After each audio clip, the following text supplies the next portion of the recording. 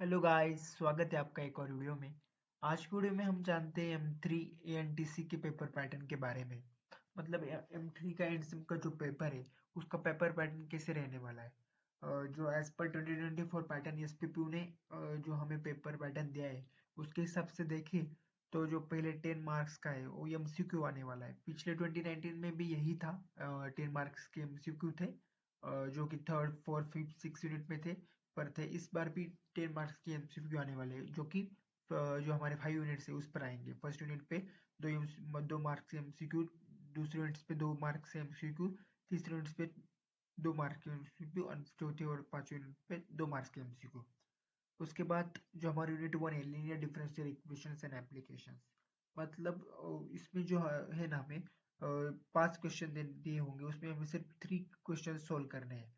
मतलब पहले तो हमें शॉर्टकट मेथड्स के जो है, शॉर्टकट पर्टिकुलर इंटीग्रल निकलने के लिए हमें जो शॉर्टकट मेथड्स पे जो केसेस है ना, वो केसेस में से कोई भी क्वेश्चन आएगा वो हमें करना है 4 मार्क का। उसके बाद method of variation of parameters, Cauchy और लेजेंडरी लीनियर डिफरेंशियल जो इक्वेशन मेथड्स है उसमें से कोई भी एक आ सकता है। और उसके बाद आपका साइमल्टेनियस डिफरेंशियल इक्वेशन का सॉल्यूशन और application of LD to electrical circuit solve करने का। ऐसे 5 क्वेश्चन लेंगे, इसमें से कोई 3 आपको सोल्व करना है। कौन से भी 3 आप सोल्व कर सकते हैं। मेरे माने तो आप मेथड ऑफ वेरिएशन इजी है, कॉची लीनियर इक्वेशन इजी है, और शॉर्टकट मेथड्स लगा के जो सोल्व करना है हमें पर्टिकुलर इंटीग्रल निकालना वो इजी है, वो आप कर सकते हैं। उसके बाद यूनिट 2 आता है numerical interpolation and solution of ODE. जो numerical interpolation and solution of ODE है उसमें जो इंटरपोलेशन न्यूटन फॉरवर्ड बैकवर्ड का क्वेश्चन बहुत इजी रहता है।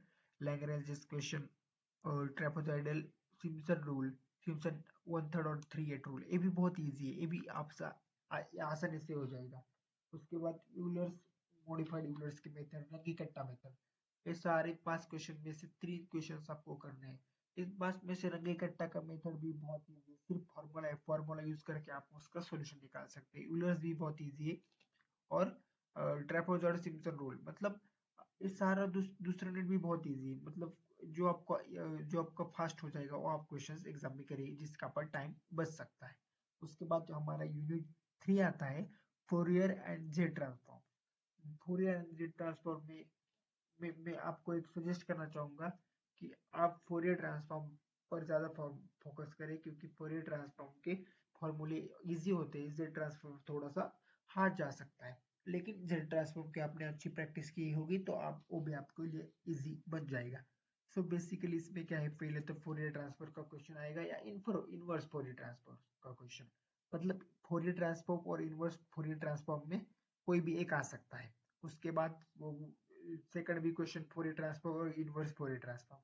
उसके बाद जेड ट्रांसफॉर्म, और चौथा क्वेश्चन इनवर्स जेड ट्रांसफॉर्म। और उसके बाद solution P of differential equation by Z transform निकालना है। ये जो पहले 3 यूनिट्स है ना, वो सब फॉर्मूला बेस है, इजी है। अगर आपने अच्छी तरीके से की, इस पर आपको ज्यादा से ज्यादा मार्क्स गेन करने के चांसेस बहुत बहुत रहेंगे। बहुत इजी है 3 यूनिट्स। उसके बाद हमारा आता है वेक्टर कैलकुलस यूनिट 4, जो कि ज्यादा बच्चों को, स्टूडेंट्स को बहुत ही ज्यादा हार्ड किंवा ज्यादा उस पे वर्क करना पड़ता है, क्योंकि वो ज्यादा उस पर डेरिवेशन आता है, इंटीग्रेशन आता है, तो इसलिए थोड़ा हार्ड होता है।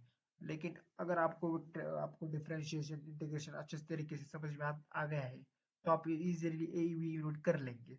मतलब पहला तो डायरेक्शन डेरिवेटिव का इक्वेशन आएगा, वो बहुत इजी है, सिर्फ फॉर्मूला है उसका डायरेक्शन डेरिवेटिव का, उससे आपको निकलेगा। इरोटेशनल और स्केलर पोटेंशियल। इरोटेशनल मतलब अगर किसी की वैल्यू 0 आई तो वो इरोटेशनल होता है, ये भी बहुत इजी है। स्केलर पोटेंशियल क्या होता है, एक उसका इक्वेशन आएगा। वेक्टर आइडेंटिटीज, आइडेंटिटीज के ऊपर आइडेंटिटीज का यूज करके एक क्वेश्चन हमें दिया होगा। और उसके बाद लाइन इंटीग्रल, वर्डन, ग्रीन्स लेमा का यूज करके 5 question, Stokes theorem, divergence theorem. 5 जो क्वेश्चन है ना, उसके ऊपर से हमें 3 क्वेश्चन सोल्व करने हैं। मैं तो कहूंगा आपको डायरेक्शन डेरिवेटिव का आप करके जाइए, बहुत इजी है, फॉर्मूला है। और ये रोटेशनल स्केलर पोटेंशियल का फिक्स आने वाला है, वो करके जाइए। और एक आइडेंटिटी अच्छी से करिए, वो करिए। ये 3 क्वेश्चन अच्छी तरीके से कीजिए, क्योंकि जो आपको है ना लाइन इंटीग्रल और इंटीग्रेशन करने वाला, उसके चांसेस ये है कि वो क्वेश्चन आपको अगर नहीं आया अच्छी तरीके से उसमें मार्क कट सकते हैं, लेकिन ये 3 ऊपर वाले एकदम इजी है, आप इजी कर लेंगे, इसलिए वो कर लीजिए। और स्टोक्स थ्योरम भी, इसमें भी मार्क्स कट सकते हैं, इसलिए पहले 3 ही क्वेश्चंस आप करिए। मैं इसे सजेस्ट कर सकता हूँ एज पर माई एक्सपीरियंस, क्योंकि मैंने जब M3 का पेपर दिया था तो मैंने वही 3 किए थे। सो बेटर लक, अच्छे मार्क्स लाने के लिए आप वो 3 कर सकते हैं। उसके बाद स्टैटिस्टिक्स एंड प्रोबेबिलिटी, जो हमारा यूनिट 5 है, जो कि 2024 पैटर्न में न्यू ऐड किया है। मतलब 2019 पैटर्न में यूनिट नहीं था, 2019 पैटर्न में यूनिट जो था लास्ट वाला वो अलग था। इसमें सिर्फ वही ये फॉर्मूला है, coefficient of variation, moment, skewness, correlation, lines of regression, probability distribution, binomial Poisson, normal distribution test of hypothesis square test. इसमें 5 क्वेश्चन में से सिर्फ 4 क्वेश्चंस आपको सॉल्व कर 3 क्वेश्चंस आपको सॉल्व करने हैं। बहुत इजी है, ये पूरा आपका पेपर पैटर्न है, बहुत इजी क्वेश्चंस है, आपको बहुत इजी जाएगा as per this 2024 pattern exam. बहुत अच्छी जाएगी आपको एग्जाम, अगर आपने अच्छी तरीके से किया होगा तो। So best of luck for your exam. Thank you.